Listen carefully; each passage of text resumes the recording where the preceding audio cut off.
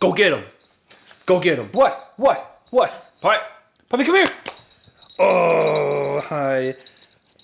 Welcome to a very special edition of the Too Bad We Didn't Get Into Couches podcast. We are not joined today by Vanessa, but instead, Fluff Boy and Puppy the Second, also Charmander's here. I'm your co-host, Nick Scarpin Auto.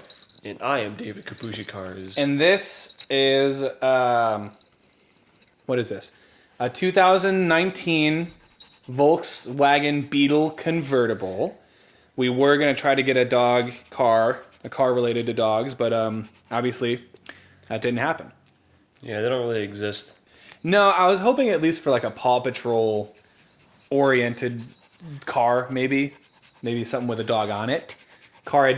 Dog adjacent, maybe something with a wolf. That would have been badass. That would have been cool. We are filming remote today because David's got to watch the dogs. I'm stuck in the house for several days a week. Yep. And thus I'm stuck with these two. This one and that one off screen. All right. She'll come back. As you can also hear, because we're filming remote, there's going to be a little bit more room noise when we're excited, which is totally fine. I think that's part of the gig. Yeah. As to why I'm wearing sunglasses, I'm glad you asked. Thank you, person in the back, for actually caring about the well-being of my eyes. Will you stop licking my hand? Thank you. Dude, it's the end of summer. It's the end of summer, and I still haven't been to a beach yet. I haven't been in the water once. I haven't swam in 2 years. I think that's awful. Yeah, it's the worst. But you know what? I think it's we still have a little bit of summer left. Hopefully, everyone listening or watching has been able to enjoy summer, because I, for one, have not really. I mean, kind of. I don't know. I got another job, another 2 jobs, so I quit the bakery. But it was a fun summer job while it lasted. There was a lot of baked goods. There was a lot of cinnamon sugar and icing from... Oh, sorry. This is how I was supposed to do the intro, was lackadaisical, like vacation. So I was going to be like... You done messed up, Aaron. My name is Nick. No. Do I look like an Aaron? I feel like I could pass for an Aaron. Those sunglasses are very dark. It's very effective. But yeah, no. So here we are. I got a new job, new post-summer job. I have a new condo. David has a new condo. I moved. David moved. I might have mentioned in the last one, but I honestly have no idea. I think you definitely mentioned that you quit Dish. Yeah, it looks like I'm going back to Discount Tire. Yeah. I'm gonna be making coffee, which is very interesting because I've never made coffee for other people before, unless you count my roommates using my Keurig machine. But other than that, can't say I have very much experience. Yeah, man, we're moving into a new season. Like, literally and also, like, metaphorically, if you're, like, TV seasons. This is season, 26 for us. So the show's been going on for a really long time. Our birthdays are in the fall. Ooh, man, I cannot wait to turn 27 and feel that much older. I think every year past 20, one of your joints starts to fail. So you can imagine how many years it's going to take before my body completely shuts down. How many joints does the human body have? Hold on. Like 12? How many joints does the human body have? I'm having trouble with the connection. Please try. No, you know what? It's because my phone's on Do Not Disturb / airplane mode. Because with this app that I'm using to record the podcast today, it told me, hey man, don't be disturbed by texts or things while you're recording. Hey man, we gotta get on the giant spaceship. Want to come with? Yeah.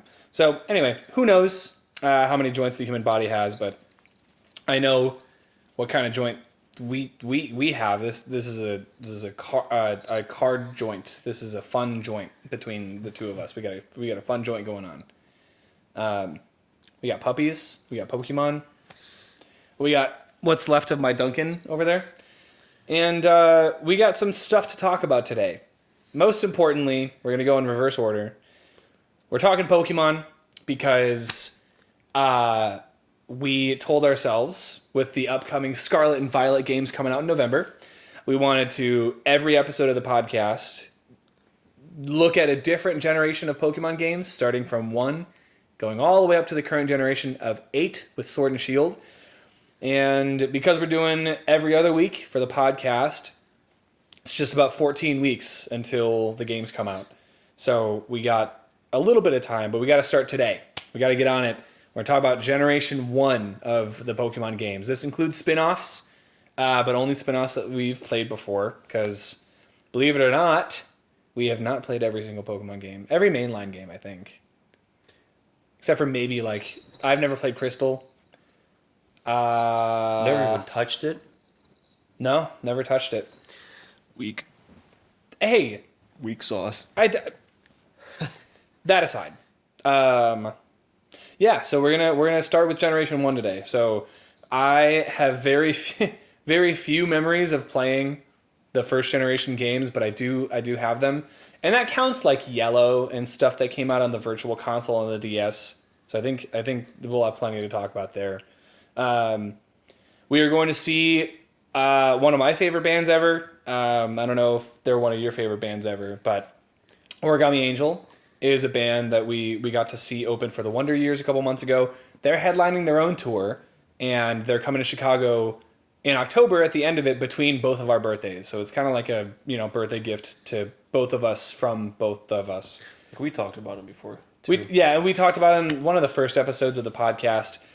They're great, and they're going to be coming to Chicago with a couple of bands, but most notably, a band who just put out their debut album onto Spotify at the end of July, a band called Pool Kids. And Pool Kids, it's their self-titled, and we just listened to it as we went to go get Duncan today and do some errands. So we have very fresh perspective on that album and that band in general, because we didn't really listen to a whole lot of them before this album dropped. So we're going to talk about that, but first we are going to discuss the show Barry, starring Bill Hader and Henry Winkler, and that's such a cute position. Oh no, Fluffy Dog. Fluffy Dog is laying ass up, head on pillow. He's at an angle. He's at a very interesting angle, and he's going to sleep. Okay, so I think we got to kick things into gear. Yeah. How? Oh yeah, I guess we don't have to set the. Nope. Only one camera, because... Only one camera. Whatever. We didn't get into a... Yeah. Whatever. I forgot my camera. All Set right. a timer for 20 minutes. Sue me, dickhead. Hey. Oh, hopefully it will. I mean, we'll notice. If we're paying attention to the camera, we'll notice when it goes off. Yeah, because I think... Yeah, my watch... Damn it! Son of a bitch! Whoa! Because I have airplane mode on. That my watch is like, I can't find your phone. You told me not to disturb it. You dumb. So now I can't set a timer, but that's okay. It's totally fine. We'll stay on top of it. So yeah, Barry, buddy, another show you roped me into. Yeah, it was a lot easier to rope you into this show, I feel like, than other shows that I've told you about, because I think I might have mentioned it once or twice, and then one day you're just like, yeah, I'm watching Barry. And I was like, oh, okay. Mm-hmm. But it's kind of easy to get through. It's 8 episodes per season, I'm pretty sure, and each episode is like 24 minutes long, so it's not too bad of a haul. But season 3 just came out, I think, a couple of months ago. It was released, so it was kind of fairly recent. So, what are what are your thoughts? Because I've been familiar with Bill Hader for a while. I've been a big fan of his since he was on SNL during like the Lonely Island era, when we were both in middle school, and I Just Had Sex got really popular I think it topped the Billboard chart. This isn't about the Lonely Island though. So that era of SNL is really special to me because it was the era of SNL that was on like while we were growing up. So a lot, I would say more of my comedy and my comedic sensibilities are influenced by that era of SNL than I'd like to admit, and specifically the Lonely Island. But yeah, Bill Hader was a big part of that. And so anytime he was in a project, like when he was in Hot Rod or Superbad, he played one of the cops. He's working with Pixar a lot now. He voiced Fear in Inside Out, and now he just does a bunch of background characters. Yeah, so when I saw a bunch of these interviews with the late night hosts and he was doing promotion for Barry, I didn't have HBO Max at any point until sort of recently. So I didn't have a reason or a way to even watch that show. And then once my parents got HBO Max and let me use their account, I started watching Barry because I was looking for something to watch. And I wouldn't say it's one of my favorite shows of all time. I think it's a little too early to claim that. But it was definitely really easy to watch. It was really easy to get through. I didn't feel like it dragged at all. The comedy hits a lot, but I think as the show goes on, it gets less and less funny. But it keeps your intrigue by being just a really captivating drama. And, the idea of a serial killer, an ex-Marine who is now a hitman, wanting to join an acting class and be an actor, even though he's a terrible actor, is objectively a funny idea, but they have to play with the morality of being a hitman, someone who kills for money. And as more and more people find out that he's a hitman, because now he's making connections in the acting world and he's meeting new people and things like that, the plot gets thicker and thicker and more wound up and messy. So by the time you get to the end of season 3, you realize, oh shit, I don't think I laughed a single time this whole episode, and it was just people dying. And spoilers for Barry if you haven't seen it, but yeah. Before we get into specifics, what did you think? Because the show's not over. They're still making more Barry, but we're up to season 3 now. So, oh man, dude, I liked it because, like I said, it's a very interesting concept. I just think it's really funny because like he like you said, he's really bad at it, but he keeps being a part of the class they when something like real happens and he like uses that, like then he acts really good, or they think he acts really good, and they're like, oh, that was amazing. I kind of think of it like the Hercule and Boo thing, yeah, where he was like unintentionally doing really good. Mm-hmm. It's kind of like that situation. Yeah, and not to mention Henry Winkler, I really like him. Like everything he does, I know him from Waterboy. Yeah, Coach Klon. But yeah, he's just a fun character. I liked it better when they were friends before season 3. Yeah, because there was like a father-son relationship there that Bill Hader starts to drift away from Stephen Root, who plays Fuchs in the show, and Fuchs is sort of like a family friend that takes on that fraternal role for him, for Barry. And eventually Barry starts to gravitate more towards Mr. What's his name? Cousineau. Yeah. Gene M. Cousineau.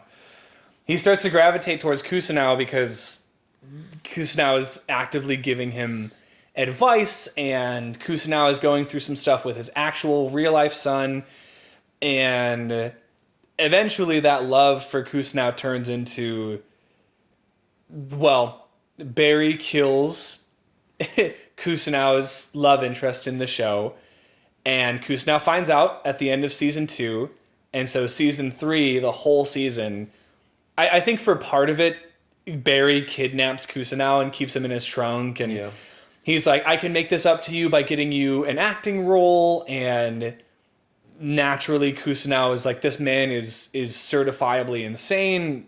You know, there's no way that I could live like this and endanger my son and his family and everyone else. So the end of season 3 ends with Kusunao calling the cops on Barry, and it's a huge cliffhanger because now you don't know what the show is going to look like from now on. Like, is it going to be a courtroom drama where we're seeing Barry's case unfold? Is it going to be like an Orange is the New Black situation where like Barry is, you know, charged guilty for, you know, a murder? Is he sentenced for life? Does it take place after he gets out of prison, you know? And there's like a time skip because I think her real life name is Sarah, but I can't remember what the main... not Lucy. Sally, I think. Yeah. I don't know, to be honest. Yeah, so Sally, you know, she moves back to her hometown because she got a big role on a TV show, and there was a little bit of control issues that she had. There are a lot of storylines to talk about. What did you think about the comedic aspects of the show versus the dramatic ones? Because, you know, would you agree in saying that like the show's tone like dramatically shifts at a certain point where it's like less comedic and more dramatic? Yeah, like season 3 is like just straight drama. Yeah. With the exception of perhaps one of the greatest characters I've seen in a live action show with Hank. Dude, I love Hank. Hank is so good. NoHo Hank. Man, he apparently his character wasn't supposed to last very long, but the actor, I forget, you know, I'm forgetting his name, but he's great. He impressed the writing staff so much that they just wanted to write more for him. Like, I love the scene where, I think it's in season 2, where Barry is like in his apartment, or Sally's apartment, and he's alone in his room and he hears like what sounds like a gunshot fly past him, and then he realizes that he's being shot at by NoHo Hank and one of his assassins, and then he gets up on the roof and he shoots the assassin in the in the leg. And there's just something very funny about like Hank trying to be intimidating, and then he's just this like goofy, like well-intentioned character. Like there's a whole sequence at the beginning of season 2 as well where he's going over his, you know, the merging of like his mob, like the Chechen mob, and the other mob. I forget what his name is, the leader of the other one. I don't. Yeah, the names are hard because I haven't seen this show in a little bit, but there are just so many aspects of NoHo Hank's personality that are really funny, and the actor plays the role really, really well. Or when Barry is at like that clothing store, like Lululemon, I think, and comes in with a wig, yeah. And he tries to talk to Barry, and he's like, Betty, it's me, Hank, but I'm in a wig. And he's like, yeah, I know you're a fucking wig. It's so good. There are goofy moments there with that character too. But even Hank, his story towards the end of season 3 gets really dramatic too. So I think I also really want to talk about the one episode.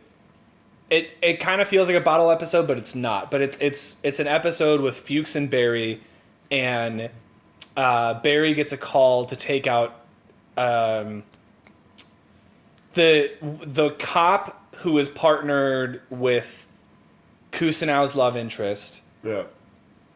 He corners Barry, and you think, you know, they're in a hotel room, and you think that the cop is going to shoot Barry, and instead he's like, I want you to kill the guy who my wife has been having sex with. Yeah. So the episode opens up, and this guy that, the wife is having sex with is like an MMA fighter, and he's got all these trophies around his room.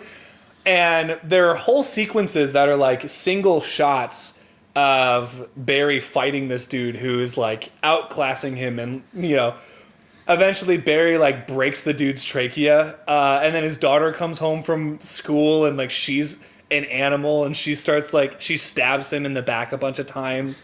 It's such a good episode. I think it might be one of the single most interesting single episodes of a show that I've seen in a really long time, because there are a lot of shots and there's a lot of writing bits that are it's just so entertaining to watch, and so like Bill Hader directed a lot of these episodes. Like he was the guy behind the camera, like doing all of the directing, and he has a real knack for it. And he's directed other things too, but I think Barry is where he started to get a little bit more control.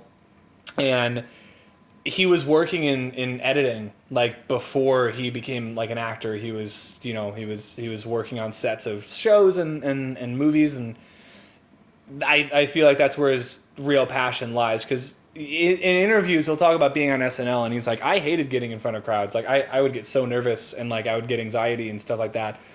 And you can tell that his interest really lies in being behind the camera, and he fucking kills it. Like the directing and all of the editing and things like that, and the choices that he makes as behind the scenes are really, really impressive. So I'm really excited for season 4 to come out. Apparently we were talking about this recently. They wrote the scripts for season 3 and 4 at the same time, because they had their first table read for season 3 like the day before everything shut down for the pandemic. So while they were in quarantine, they were like, yeah, I guess we'll write season 4 as well. So they wrote them almost back to back. So I wouldn't be surprised if the actual narrative structure of season 4 is very similar to season 3. And I'm looking forward to another knockout. But... Oh. Yeah. It's horse shit. These fucking dogs were all over us the entire time we were setting up, and now they're passed out. Yeah.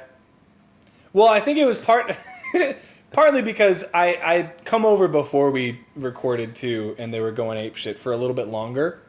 I guess dog shit. They were going dog shit a little bit longer. But unbelievable. They're little bundles of energy until they're not. Yeah, right. No, but they're cute. They're cute little doggies. They're supposed to be with us the whole time. Hey, get up. Puppy. Yeah. Come here. Okay. Come here. Oh, come here, baby. Oh, little baby girl. Okay. All right. Not my face. Yeah, you can. Here we go. All right.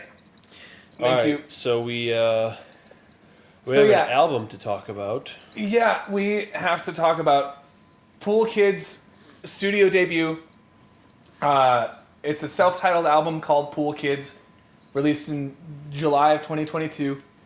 And it is quite possibly one of the most exciting releases from an up-and-coming band that I've listened to in a while. The last one probably being Origami Angel. So it makes sense that I feel very similarly about this band as well, because they're touring with Origami Angel in the fall.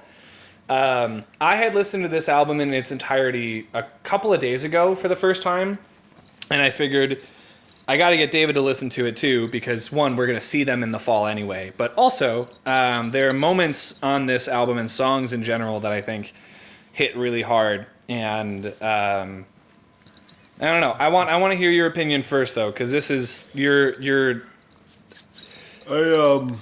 Well, there were definitely moments. Yeah. Like Swallow, and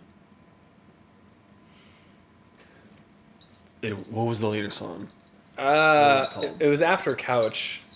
It was damn it. Whatever. There's another song on there that I thought it was pretty cool. Yeah. And like the lead single, Oh yeah. That's Physics, That's Physics, baby. also pretty decent. But then like there was like that third song, it had like parentheses in the title. Yeah. It was like almost always better, almost always worse. Yeah, I didn't really like that song. Yeah. And like in general, I low-key kind of wish this band was instrumental. Because every time cause it was that second song that I can't remember what it's called, but it starts really good, and then it like always like mellows out when the vocals come in. It's like, oh come on. Yeah. Yeah, and that's sort of what I prefaced before we listened. The first two songs, I think the first one it's called Conscious Uncoupling or something like that. And it's got some really good instrumental bits, but I told David after this song and after the second song, the songs sort of start to mellow out a little bit. And there's a pattern that Pool Kids kind of follows where most of the songs usually start really big, and then sometime during the verses they get mellow, and then they have, escalate, like not escalating, but back and forth of intensities. Which isn't a bad thing. I think it's an energy that works for the band a lot, most of the time in its favor. But what it ends up doing for me is, because it's a pretty predictable balance between going from loud and dynamic to quiet, listening to the whole album all the way through kind of feels like you're listening to one. So like if there was a listening equivalent of like squinting your eyes, it would be that, where all of the songs sort of meld together a little bit. And don't get me wrong, it's not a bad way to write and record and do all that stuff. If you have a consistent sound as an artist or as a band, I think that could only, that usually helps in more ways than it hurts you. But then you think about a band like AC/DC or like other bands that, yeah, David's fucking with the fluffy dog. You ever touch a dog's butt while they're sleeping, and then they pick their head up and they look at you, and they look at your hand, and then they look back at you again? It's like, come on, man, I'm just trying to take a nap. I'm just trying to take a nap because I'm sleepy. I'm a sleepy little puppy. Nap later. then they don't sleep at night. Yeah, no, that's true. They're like babies. They're little babies, little fluffy babies. But yeah, how did you feel about the drums? Because I know as a drummer, that's probably one of the first things that you really listen for when you're listening to a new artist. Yeah, dude. There was a lot of really cool fills. Yeah. And again, just makes me wish it was instrumental, so that everyone can just go ham and not have the damn vocals be the center point. Right. Yeah, and that's tough. I think with bands like that, it was the same thing with Origami Angel a little bit, where you develop a deeper appreciation for them after you see them live.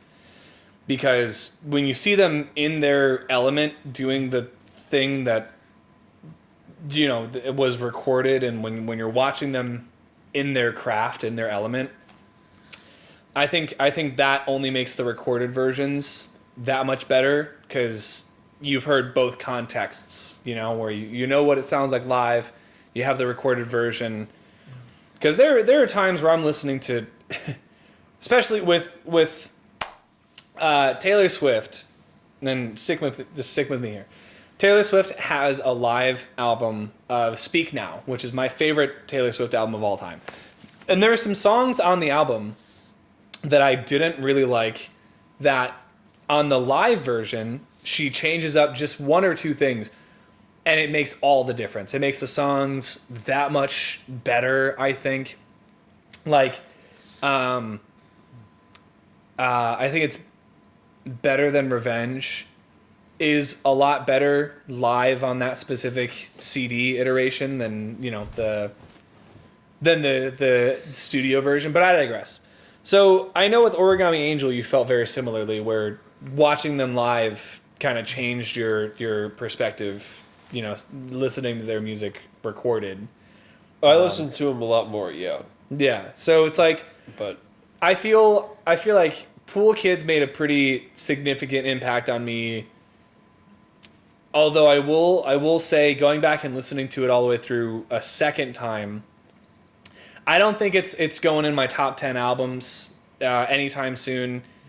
But I will say, as far as new things that I've listened to in 2022, it's definitely up there. So I'm very excited to see them live. If I can get some merch for them and Origami Angel, if I can save up the the birthday money, I absolutely will, because I would love to support this band.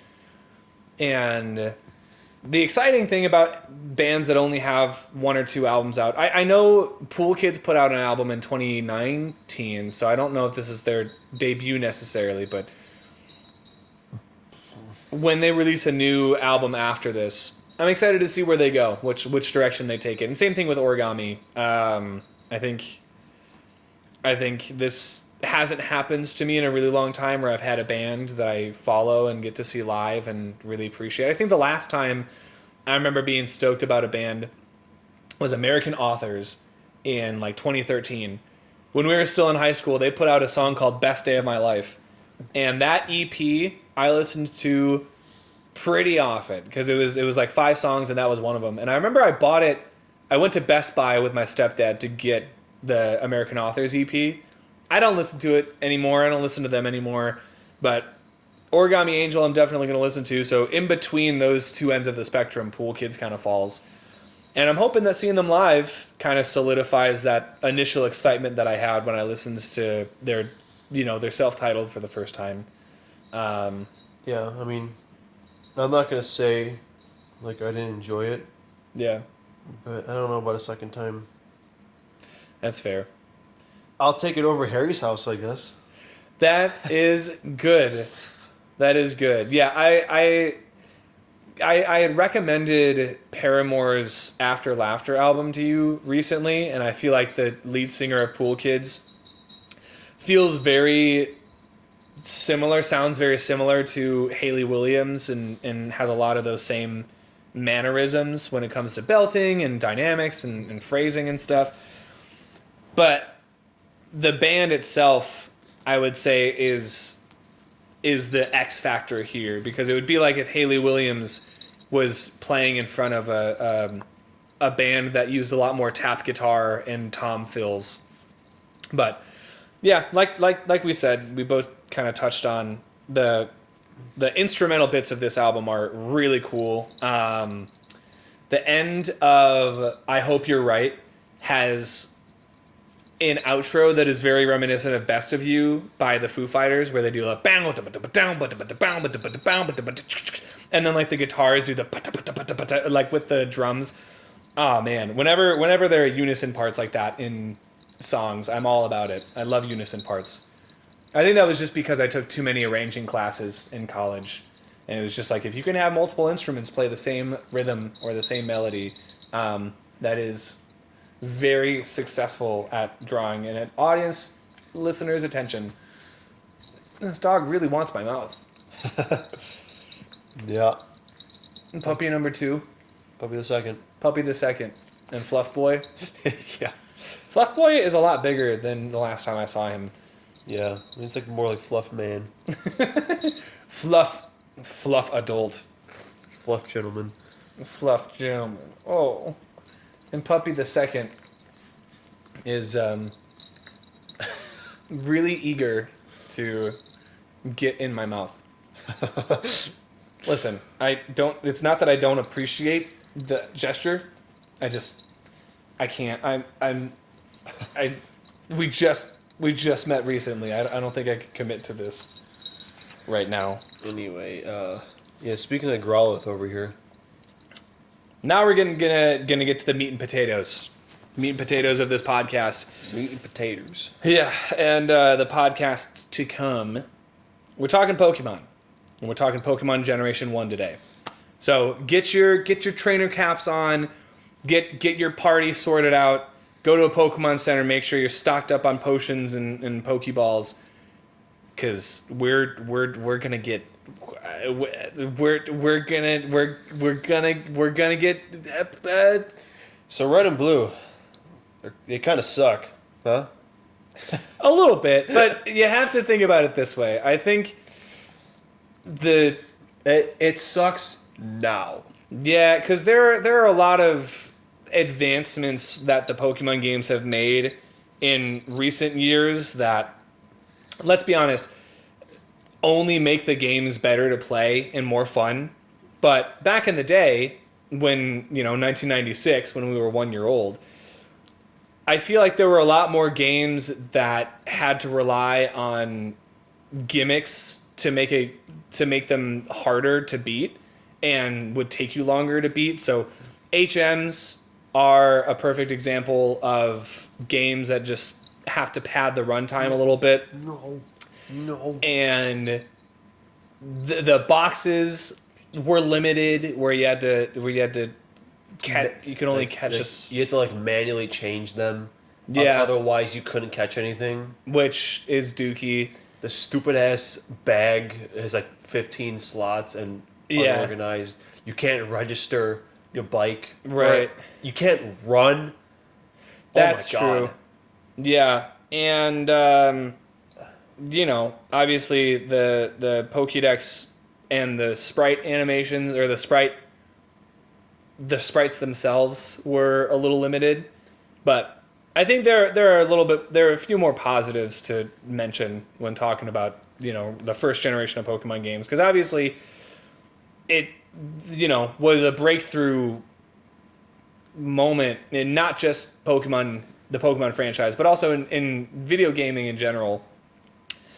It revolutionized connectivity between players, because now you could have two Game Boys and there was incentivized reasons to connect with other people. You could trade Pokemon.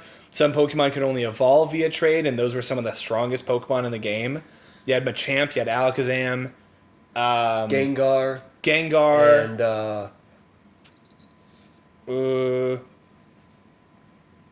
who else? Who are we forgetting? Via trade. did you say Alakazam already? Yeah. Not Onyx yet. Who the hell is the fourth one? There- Damn it. There is a fourth one.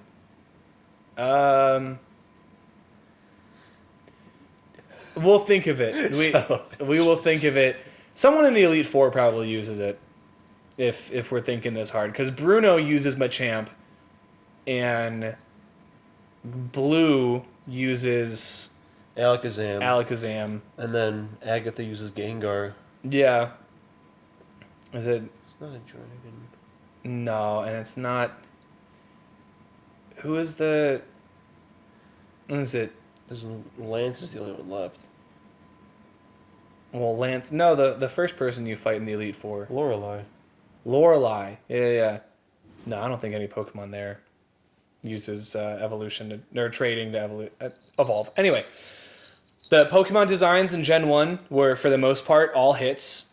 The Kanto trio of starters is, to this day, probably one of the most consistently best designed starters in all of the games. The soundtrack was banging, especially when you get to Generation 2, where they remix all of the Kanto songs.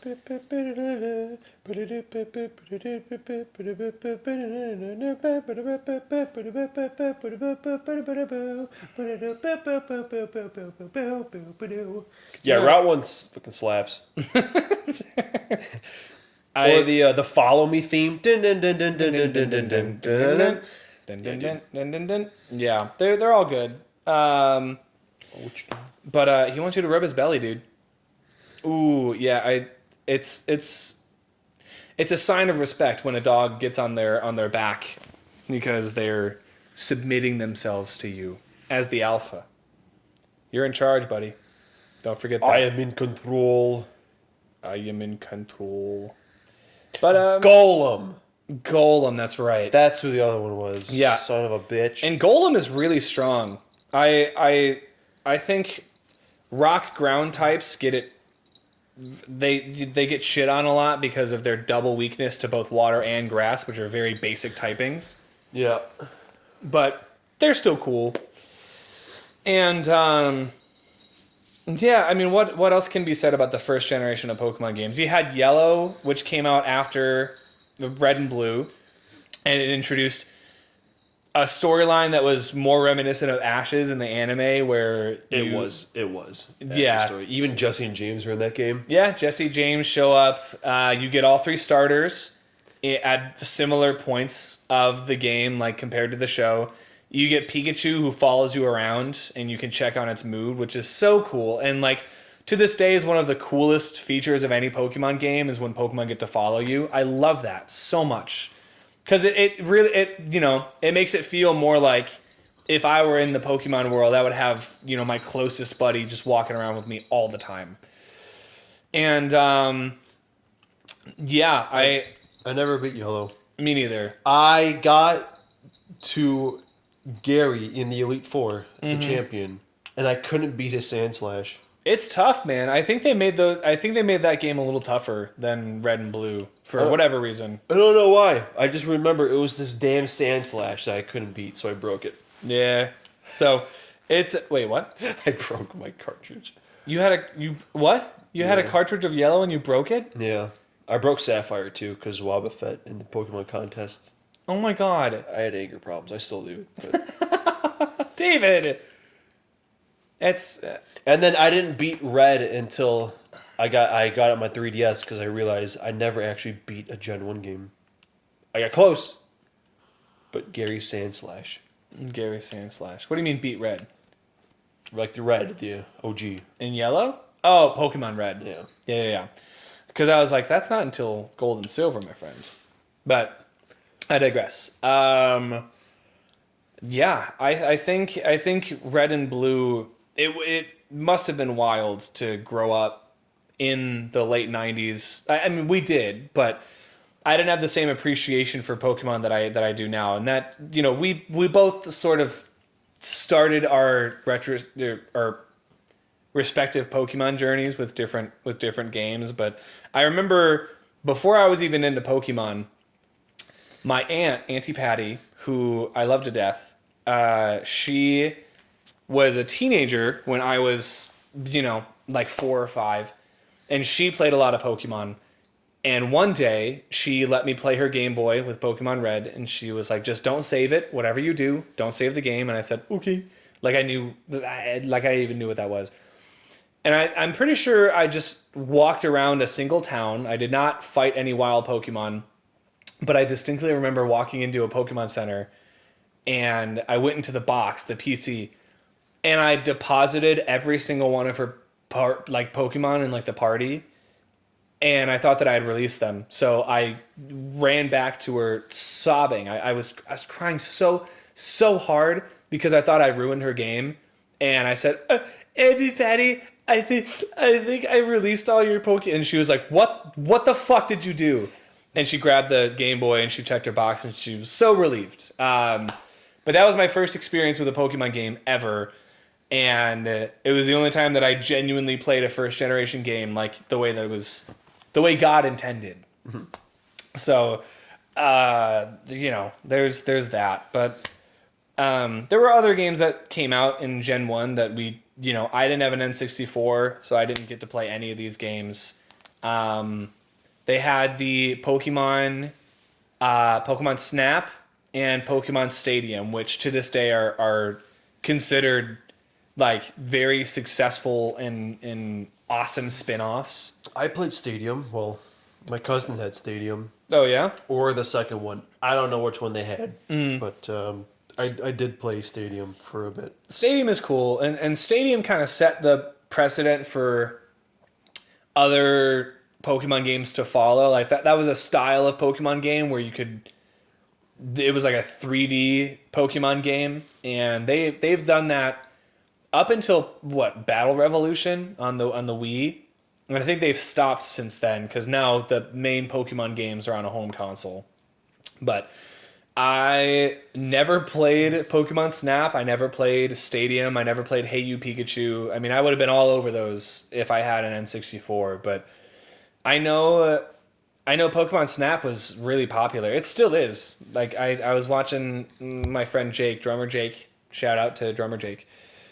I was watching him play the original Pokemon Snap on the Switch because they released a new Pokemon Snap not too long ago, and it was interesting. It was very interesting. I have never played a Snap game before, but this seems like a pretty good time, pretty decent time, if any.